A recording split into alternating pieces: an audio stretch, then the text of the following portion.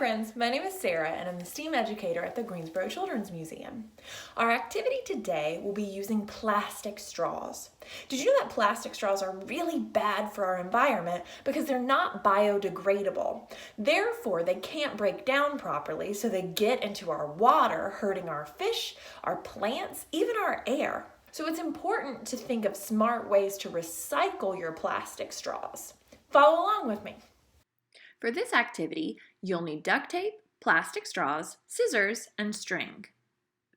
To begin, you take your plastic straw and your duct tape. You're going to want to pull your duct tape out long enough to be about as long as your plastic straw.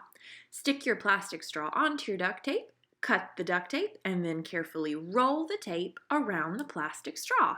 It kind of looks like a pencil. Next, you're going to cut your straw into small pieces. These pieces will be the beads for your bracelet. You can cut your beads as long or as short as you would like, but keep in mind if they're too long, it's going to be difficult for them to wrap around your wrist.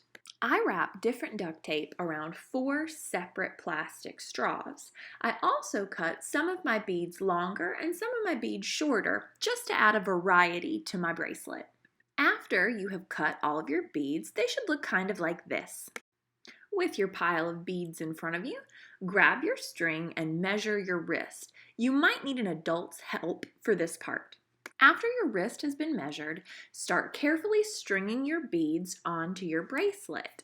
Make sure that your beads do not fall off of your string as you're putting the beads on. After you have put as many beads as you want on your bracelet, you can tie the bracelet on yourself, or you can have an adult help you. And there you have your bracelet.